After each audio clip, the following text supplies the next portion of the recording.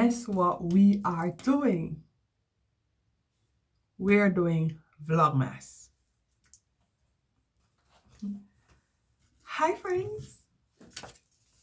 I've decided that I'm gonna do Vlogmas this year. I'm new to this, y'all know I'm new to this, but I'm gonna try and see how it goes. Alright, so let's talk. First of all, I'm using, okay, so I have two bottles here. One has rose water. It's a face refresher.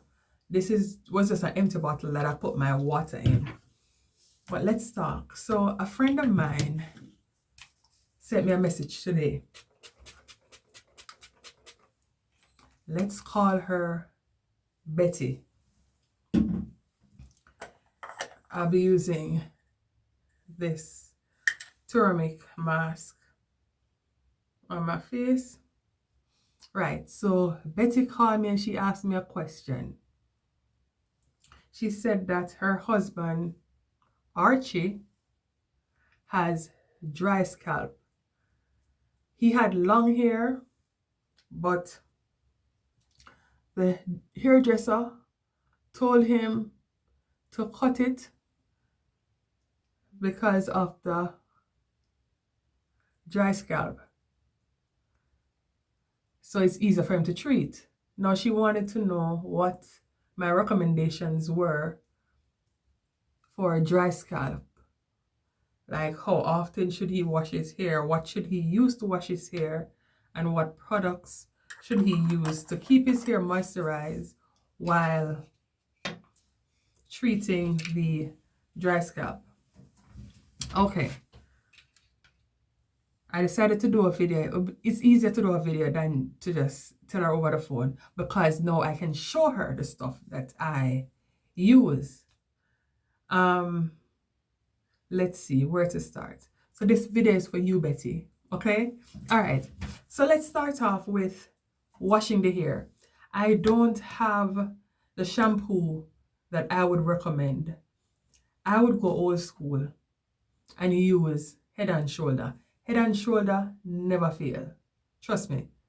At one point, I used Head and Shoulder as a body wash because I had steroid-induced acne on my shoulders when I was on prednisone, and it cleared it up in less than a month. So start off shampoo with Head and Shoulder shampoo. That's what I would recommend.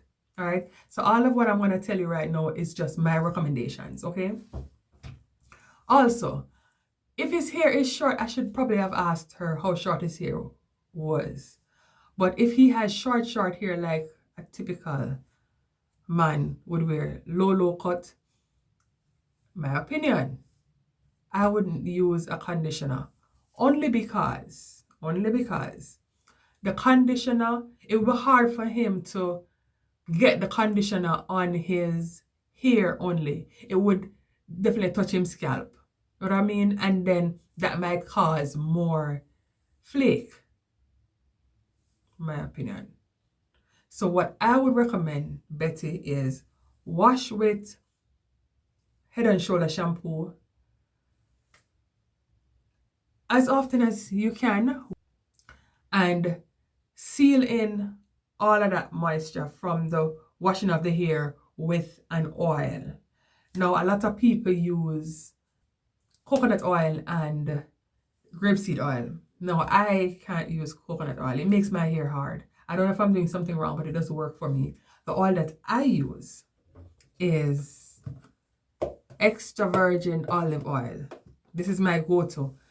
Sometimes I will add castor oil to it. I don't use castor oil a lot, but castor oil can be used. So, Betty, this is what I recommend. Extra virgin olive oil as your carrier oil. So you will use a lot of this, right? And you're going to add some essential oils. Now, the essential oils that I think works best for dry scalp is tea tree oil. And it's tea tree essential oil. You can also add peppermint oil. So these are the ones that I use. Just note, essential oils are potent. They're very strong, so you don't want to use too much. Where is my oil bottle? I don't have my oil bottle with me. Okay, let me grab my oil bottle and I'll be right back. Yes, so I'm back. Okay, so this is the oil that I use. If you have a bottle like this, how much is this? This is 30 milliliter. 30 milliliter bottle. Okay, so if I was using this bottle, I would put castor oil up to here, right? And then I'd probably put 5 drops of tea tree and 3 drops of the peppermint oil if you were using a 30 milliliter bottle. Now,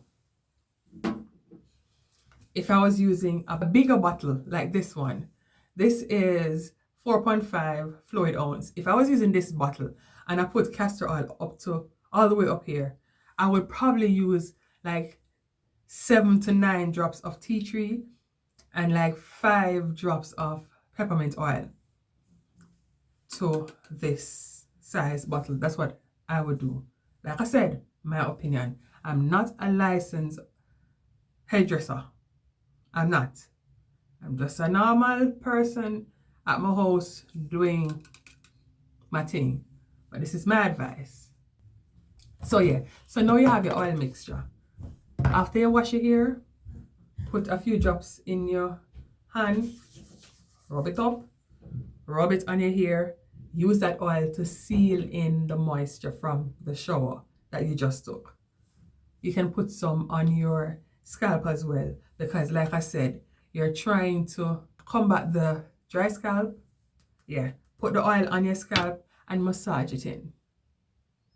As for moisture, use the oil to seal in the moisture. Now, another thing, let me just say this. Oil seals. Oil does not moisturize. This is what I think. My opinion, all right? And I'll continue to say it's my opinion. So, this is what I think. Oil does not moisturize. Water moisturize. That is why when you're purchasing a leave-in conditioner, it's good to get one where water is the first ingredient, like this one. This one, water is the first ingredient. That means it's mostly water, more water than everything else that follows the water on the list. So water moisturize, oil seals. All right, fine. So now you wash your hair with the Head and Shoulder, seal in that moisture, get some of that oil on your scalp and massage it. All right, another thing, a spritz. That is good too. Make a spritz. Now, like I said, I have 2 bottles. 2 bottles.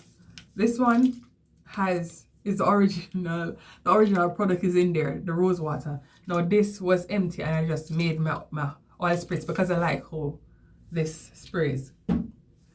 So inside of my spritz bottle, I have water. So I put water all the way up to here. I add some vegetable glycerin, not too much because this is thick and it's sticky. If you put too much, it will be sticky. So I can't even. All right. So if I put water up to here, I would probably put a teaspoon of the glycerin.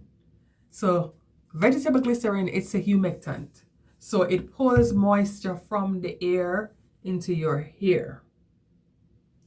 Now, when it comes to wintertime, the only way I use my glycerin is when I'm in the shower. So I don't spritz my hair when I'm outside or in my room. I don't spritz my hair because the atmosphere is dry. The temperature, the weather, what's the word I'm looking for?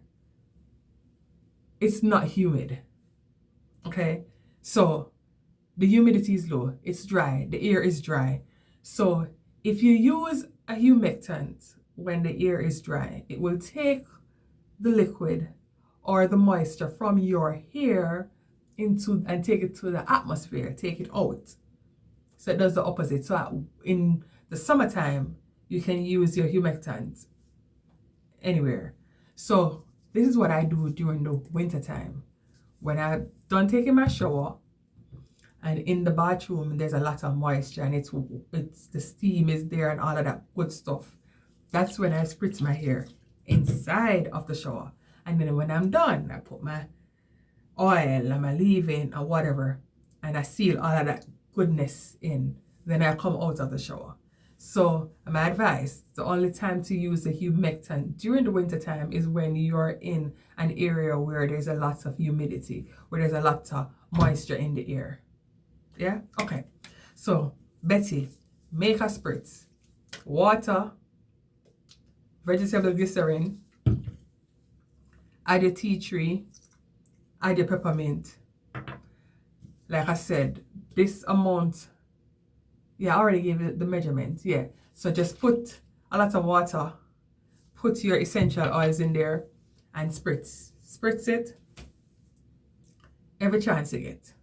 Multiple times for the day. The more the merrier, because you're adding moisture to your hair. And the fact that this hair is short, it's easier for the spritz to get to a scalp. I hope that answers your question. But if you have any more questions, let me know. Yeah, let me know. So now I'm gonna wash all of this mask off my face, and I'll see you tomorrow for day 2 of Vlogmas.